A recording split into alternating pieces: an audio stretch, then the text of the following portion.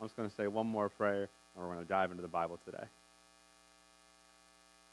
Again, Lord, I just want to thank you that, for the Sabbath, but also for the opportunity to be your representative, to be able to come here before the congregation and have you work through me, and we can open your book, understand the messages and the guidance you have for us, Lord. Amen.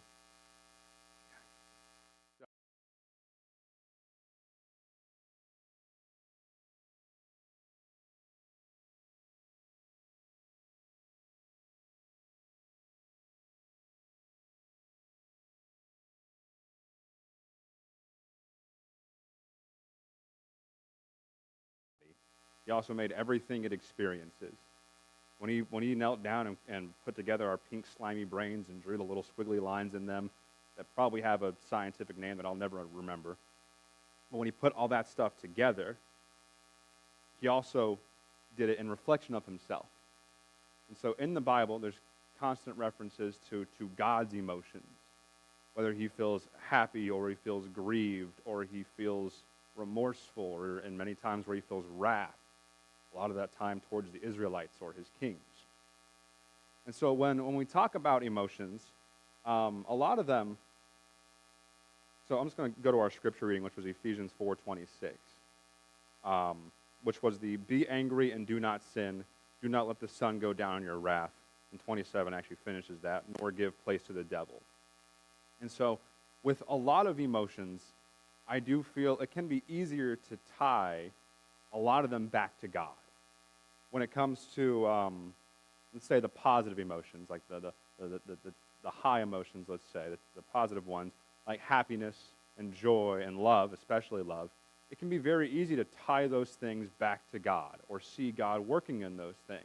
Because as a genuine God-fearing Christian, when it comes to happiness, we should expect that the good things that come through to us in life that provide us with that joy are from God, and that our interests and the things that make us happy should reflect what the interests and the things that God make God happy. So with happiness and joy, if something makes me smile and I don't feel guilty about it, I should assume that's from God. And love especially, this entire book wouldn't have been put together by the prophets and people without the love of God after the fall of Adam and Eve. If he didn't have love for us, he might have just said, Adam and Eve, you messed up, clean slate, try two more. They messed up too, clean slate, try two more. Could have been like a factory of new people every time until they got it right. But he loved us, so he put together this amazing plan to redeem humanity that we still see the works of to this day. So things like happiness, joy, and love, I can see very clearly how you would find God in those things. And then we have, let's say, the negative emotions, the lower ones, the ones that, instead of putting a smile on your face, make your heart feel heavy. Things like sadness and grief. Yeah, grief and sadness. Things that, when you're going through them, it may be difficult initially to see what God's doing. But if you have a genuine relationship with God, you'll know that when you're in those sad, heartfelt moments where your heart feels heavier than anything you've ever lifted, that God is the ultimate person to lean on during those times. That in those sad moments, it's when we can see him the clearest, because there is nothing that we cannot take to him. If God only cared about the good things we brought to him, then that you couldn't call that love. Because if you only brought him the happy things in your life, the good things, the praises, but never brought to him what hurts, then that would be a terrible relationship. But there are tons of moments in the Bible with the prophets and multiple psalms where people bring their grief and sadness to God because of the relationship they have with him. So with those heart-hurting emotions, I can also see pretty clearly how you can find God in those things, rely on and lean on him. But anger is one of those emotions that whenever and the times I can think of I've experienced anger, usually following it, I feel regret. Because I said or did something that I feel like that wasn't really in line with what I should have done. And so when it comes to anger, and I think that's why this verse exists so explicitly, Because around this verse in Ephesians, it talks about like put away lying, don't steal, and then it says be angry and do not sin. So obviously those are things that can be separated.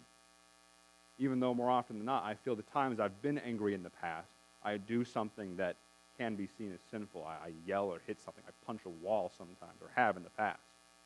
Probably more recently than I'd like to admit.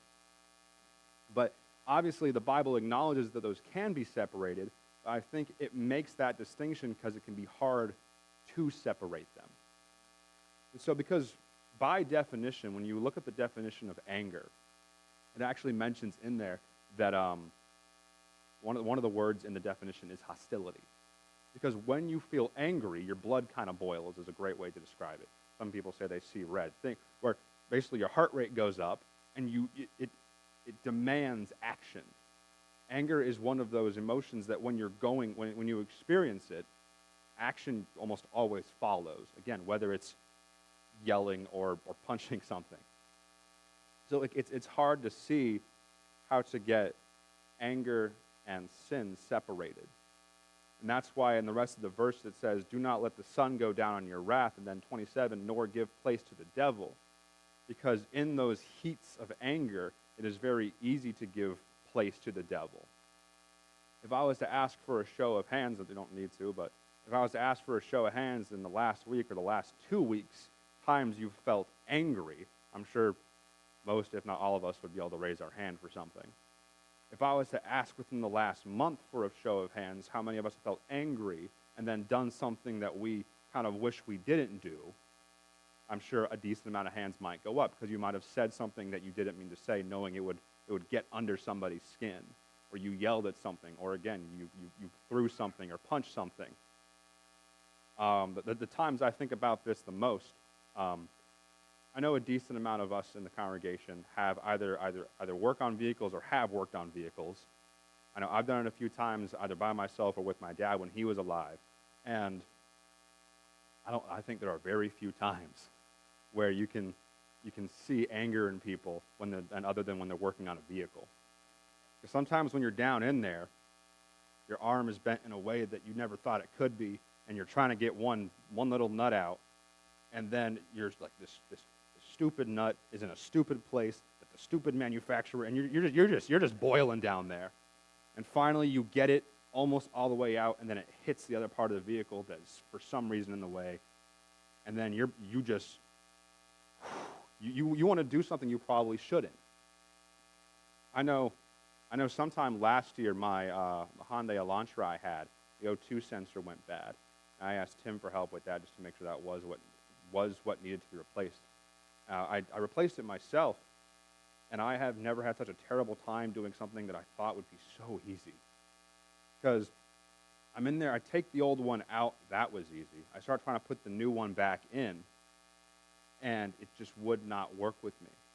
And so I at the time, in the beginning of doing that, I wanted to get rid of the vehicle. I wanted to leave it alone and come back another day, but it was my only vehicle, so I couldn't do that. It wasn't something I could just step away from, let cooler heads prevail and come back to, because I needed it to do something with. And at some point, I remember I've asked for forgiveness for God for these fits of anger, but I remember I had the new O2 sensor in my hand, and I was so angry it wouldn't go back in that I almost threw that thing. I ended up throwing the old one because that one was no longer important. But if I would have thrown that, I forgot how much it cost, but I could have just ruined it and had to go buy a whole new one, which I guarantee would have immediately caused me to regret the entire thing. And so when it comes to anger, I find it, at least for personal experience, so difficult to see how you can be angry and not sin. Which is why we're going to go dig into our Bibles to find some instances where those things are separated. So turn with me, we're going to go to Exodus 32.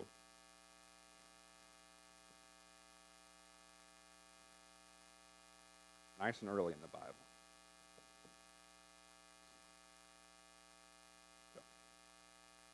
Yeah, I'm starting at verse 1 and going forward, so if you just get to 32, we'll work forward from there. Amen. I always rely on Richard. So Exodus 32 is a well-known account where the Israelites, very early in their freedom from their exodus from Egypt, rebel against God in a very obvious and dramatic way. Before this event, Moses is on Mount Sinai speaking to God.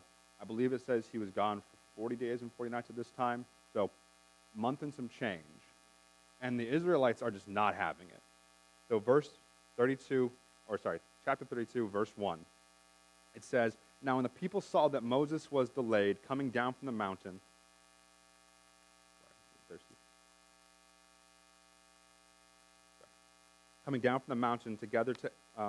the people gathered to Aaron and said to him, "Come, make us gods that shall go before us. For as for this Moses, the man who brought us up out of the land of Egypt, we do not know what has become for him." As for this Moses guy, the way they say it, the way it reads it is so arrogant. Because as for Moses, the man who God chose to give us our freedom, as for Moses, the guy that God used to have these amazing miracles, as for Moses, he's not back yet. So we're impatient. Give us a God that we can worship. And Aaron, being the amazing guy he is, says, "No, I will no, he doesn't. Oh, yeah. No, Aaron says, "Okay, break off the earrings, the golden earrings from your wives and your sons and your daughters. Bring them to me. I want to melt them down and make a little," well, I don't think it gives us the dimensions of the cow. But I want to make a cow, a golden calf. Now, there are a couple different Egyptian gods that are depicted as cows, but basically Aaron brings to imagery a god that the Egyptians and the Israelites would have been familiar with from Egypt. And then Aaron goes even further. In verse 4, it says, "Then they said, 'This is your God, O Israel, that brought you out of the land of Egypt.'" So Aaron puts together this golden calf from the earrings of the Israelites and the Egyptians, and then gives it the credit of delivering them from Egypt. And then in verse 5, it says, "So when Aaron saw them worshiping it, he also built an altar before it. And Aaron made a proclamation and said, 'Tomorrow is a feast of the Lord.' So the next day they rose early, they do burnt offerings, and they do peace offerings to this altar in front of this false god, this little cow. And it says they eat and drink and rose up to play." So Moses is gone for a little more than a month, and they do a complete 180, basically mentally walking themselves back into the Egyptian room of gods. And so in verse 7 it says, "And the Lord said to Moses, 'Go get down, for your people whom you have brought out of the land of Egypt have corrupted themselves. They have turned aside quickly out of the way which I commanded them. They have made themselves a molded calf and worshipped it and sacrificed to it and said, "This is your God, O Israel, that brought you out of the land of Egypt." So God sees what they're doing and immediately tells Moses to go down from the mountain. And interesting enough, when I first read that verse before everything else after it, it sounds like he's telling Moses to go down and stop them. It sounds like go down, control your people. But in verse 9, it says, "And the Lord said to Moses, I have seen this people, and indeed it is a stiff-necked people. Now therefore, let me alone, that my wrath may burn hot against them, that I may consume them, and I may make you a great nation."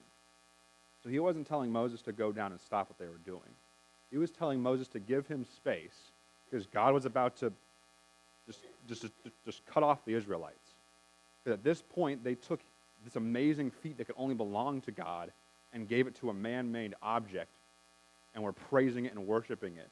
And so he says, "Moses, leave me alone, because I'm getting rid of the Israelites. I'll make a great nation out of you." Like we're starting over, essentially. But Moses, in verse 11, I love verses like these in the Bible, because it shows us how personal God can be with his people. Where when God makes a decision, oftentimes we see when his prophets and the patriarchs go to him and say, "Hey, what else can we do?" that he actually listens to them. And so Moses pleaded with the Lord his God and said, "Lord, why does your wrath burn hot against your people?" Now remember, Moses hasn't technically seen what's happening yet. He's only had God tell him what's happening. He says, why are you mad at them? You brought them out of Egypt. In verse 12, "Why should the Egyptians speak and say, he brought them out only to harm them, to kill them in the mountains and to consume them from the face of the earth? He says, turn your first fierce wrath and relent from the harm to your people. He tells God to remember Abraham, Isaac, and Israel, your servants, to whom you made your promises to. He says, why would you kill the Israelites? Why would you give the Egyptians the ability to say he only freed them to kill them himself? Please, Lord, remember the promises you made to those before them. I know they're being stupid and rebellious, but remember the ones before them that you made your promises to. And so after this, the Lord relented from the harm, this is verse 14, which he said he would do to his people. Now Moses goes down. He says he went down, took the 2 tablets of the testimony that were in his hands. The tablets were written on both sides. It details the 10 commandments he's now carrying down. And in verse 17, Joshua comes up to him and says, what is this racket? Because he's not a part of the ones worshiping, obviously. But he hears this noise, and he's like, what is this? What is happening? And Moses says, no, this isn't shouts of victory. This isn't cry of defeat. This is actually but the sound of singing I hear. This is the end of verse 18. And so Moses finally makes his way down the mountain, and then he sees, with wide-eyed terror, I can only imagine, what the Israelites are actually doing. In verse 19 it says, so it was as soon as he came near the camp, and he saw the calf and the dancing, so Moses' anger became hot, which is a direct reflection of God's anger when he told Moses what was happening. And so Moses' anger has become hot.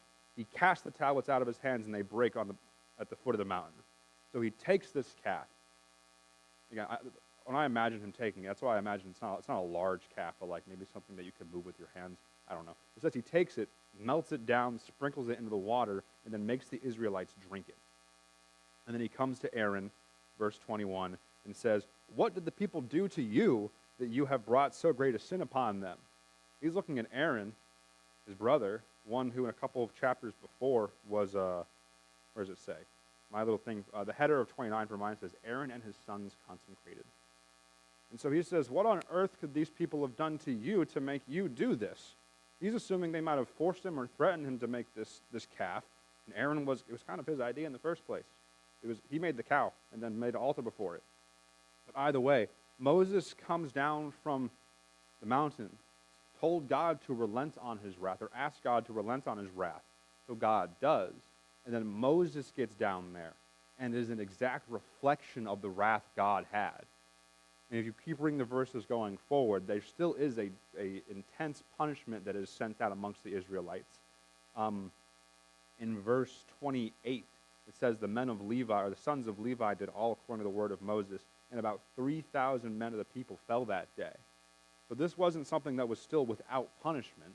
They had to drink melted down gold that they put like flakes in the water, and then 3,000 men were slain that day by the men of Levi.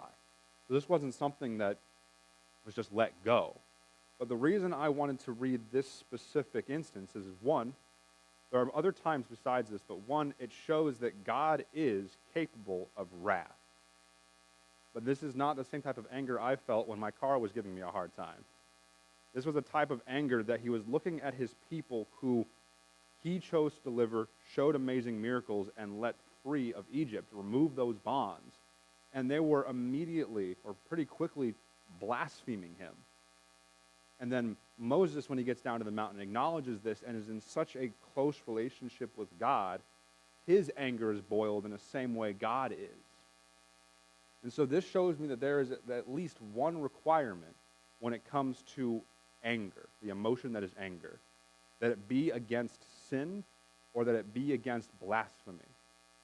Because when it comes to our day-to-day things, at that point it's a waste of anger to be angry at things that are inanimate, or at individuals for cutting you off in traffic. I know road rage is a thing that is very common in every part of the world, I assume.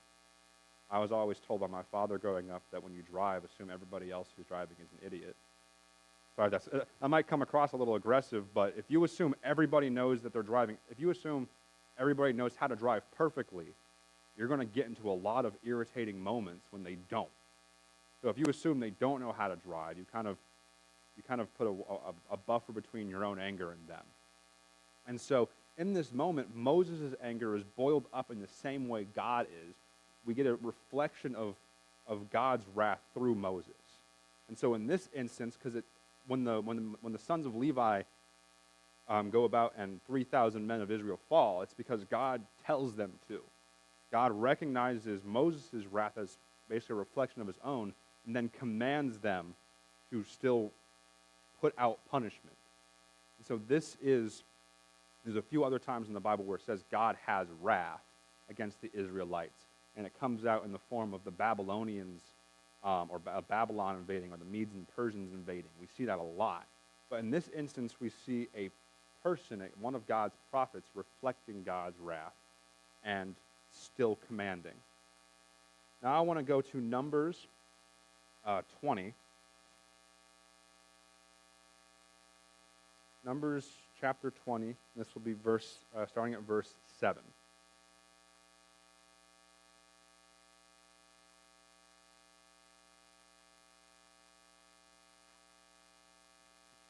Numbers 20, starting at verse 7. Or, actually, I'm just going to start at verse 2. Kind of give some background to this. So, the Israelites, again, probably the biggest complainers in Bible history. Probably not world history, but Bible history. They never seem like they're happy. And so it says in verse 2, there was no water for the congregation, so they gathered together against Moses and Aaron, and the people contend with Moses and spoke, saying, if only we had died with our brethren who died before the Lord. Now, I didn't do this for this sermon, but I'm sure if I did, if I look through the Pentateuch, which is like the 5 Mosaic books, I guess leaving Genesis out because he's not there yet. But if I took basically Moses freeing the Israelites, and then beyond that, if I tallied the amount of times the Israelites said, if only we had died instead of whatever else is happening, it probably would be in the double digits. Because whenever it came to an inconvenience, the first thing they fell on is we'd rather be dead. And so they come before Moses and complain that they have no water and that there's a bunch of problems. So then we skip to verse 7. It says, the Lord spoke to Moses. He says, take the rod, you and your brother Aaron gather the congregation together. Speak to this rock before their eyes, and it will yield its water. Thus you shall bring water from them out of the rock and give drink to the congregation and their animals. So Moses took the rod from before the Lord as he commanded him. And going forward, verse 10, it says, and Moses and Aaron gathered the assembly together before the rock, and he said to them, hear now, you rebels, must we bring water for you out of this rock? Then Moses lifted his hand and struck the rock twice with his rod, and water came out abundantly, and the congregation and their animals drank. And so in this situation, we see Moses' anger, again, boil over, not at the blasphemy of the Israelites, but at their impatience. And so he hears the word of God, telling him, speak to the rock, it will give water. Instead, he speaks to the Israelites and then beats the rock so that it gives water. The amazing thing about this is that the miracle still happens. God still delivered water to his people and their animals. But after this, in the verses after this, we find out that Moses and Aaron are, because of this specifically, are prevented from entering the promised land. And so, interesting enough about this account, I actually found when looking up for this verse, earlier in the book of Numbers, I think, there's another instance where Moses is told by God to bring water from a rock, but he actually is told to hit it. He is told to strike it. So in this moment, though, God gives him a different instruction. And the way I've always pictured this, it doesn't give us too much detail beyond what Moses did, but the way I've always pictured this as like a, say like a theatrical representation, is that the Israelites come, they're yelling at Moses and Aaron to bring them water because they'd rather be dead. So Moses and Aaron leave the congregation. Maybe at this point Moses is a little bit angry because they're complaining again. You'd think at this point, the amazing things they've seen, they would know they could rely on God to deliver their needs. But regardless, they're complaining again. So Moses and Aaron go before God. They pray to him saying, this is what's happening. What can we do? So God says, okay, I know the Israelites are kind of rough, so just go to this rock, take my rod, and speak to it. Speak to the rock, it'll bring forth water. Now I imagine Moses coming back out with his rod and Aaron, and there's some Israelite in the background who's like, hey Moses, we're still thirsty, and he just loses it. Because obviously, like he had been, maybe he was boiling before then, but he comes out back to the congregation and immediately disobeys God's instruction and makes this huge thing about it, saying, "You rebels, how much shall we do for you?" Beats the rock twice, and water still comes out. And so this is an opposite example, basically the antithesis of what we saw in Exodus. Because in Exodus, Moses' wrath matched God's. It was a reflection of the wrath God felt when he saw the calf. In this situation, God offers a solution to the Israelites, but out of Moses' wrath, the solution still comes, but Moses is also punished for it. It says in verse 12 of Numbers 20, "Because you do not believe me to hallow me in the eyes of the children of Israel, therefore you shall not bring this assembly into the land which I have given them." It says, because you didn't do as I instructed, you are cut off from the promised land. And there's two instances in Deuteronomy where one is in chapter 3, verse 26.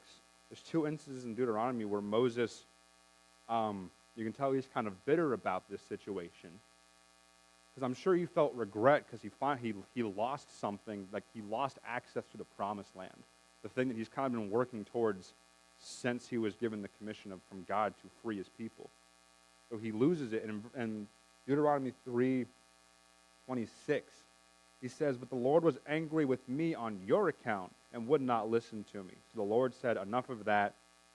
And in this verse, it says that Moses is actually allowed to go up a mountain, up the top of Pisgah, and look north, south, east, and west, and see what's across the Jordan, but you will not cross the Jordan. God says, "I'll let you look at the promised land, but you are not allowed to enter there." And then one more time in the chapter afterwards, Deuteronomy 4:21, it says, "Furthermore, the Lord was angry with me for your sakes and swore that I would not cross over the Jordan." So in this moment, we actually also get to see God's wrath again. Moses is saying, because God was angry at me for the way I was angry at you and took action because of it, I can't enter the promised land like you guys can. Joshua has to lead you into that and then lead that thing. So it's another situation where we see God's anger in this situation being the opposite of Moses' anger. And the reason I turn to Moses is because by the end of Moses' life, I believe it says in Deuteronomy, or just so I can find this specific verse. Yeah, in the end of Deuteronomy is the last book that Moses writes. It says by the end of there, I think Joshua actually finishes the last chunk of it, I forget.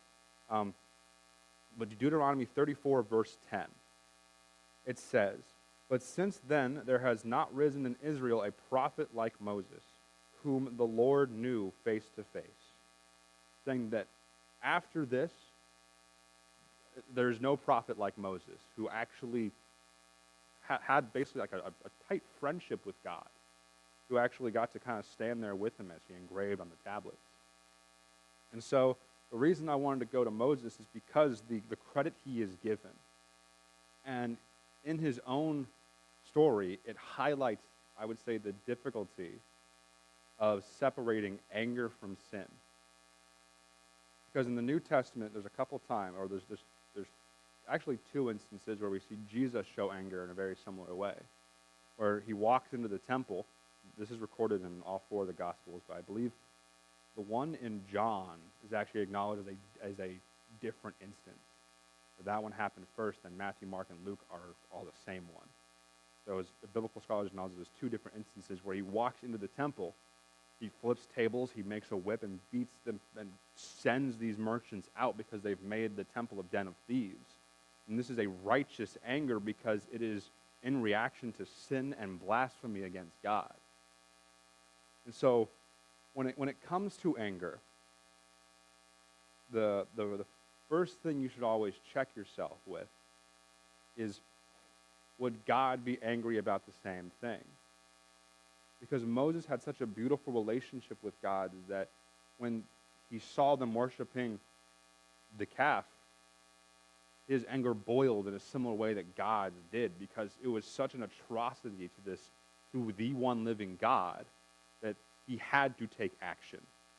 And with Jesus in the New Testament, when he flips the tables and sends them out, it is Jesus is the Son of God, so it is a direct reflection, a direct representation of the anger God felt towards this blasphemous and sinful action. That's why I say that anger is an emotion that demands action. Because when anger happens, you will do something. You will, whether it's you'll think a bunch of mean thoughts and then regret it later, or you'll yell, or you will lash out. It is an emotion that is not to be wasted. Because when it comes to every emotion the human mind can feel, can have, again, God created the brain. He put those emotions in there. But Satan has a perverted version of every single emotion. When it comes to happiness, joy, and love, those things are oftentimes perverted into like a selfishness or lust or a narcissistic me first type of attitude. When it comes to sadness and grief, those are oftentimes perverted into a sense of depression and self-hatred, where you feel like there's nothing you can lean on. You forget that God is who you can lean on. And when it comes to anger, when anger is used inappropriately, it will always lead to regret. And when it comes to anger, the important thing to always remember is that God gave it to you, so make sure you check with him that it is okay when you're experiencing it, when you're using it, with the actions you take. Because realistically, the only things that should make us angry are the things that are a desecration and a blasphemy against God. The only things that should cause us to lash out and to react in such aggressive ways are the things that look at God's name and try to tear it down from where it should be.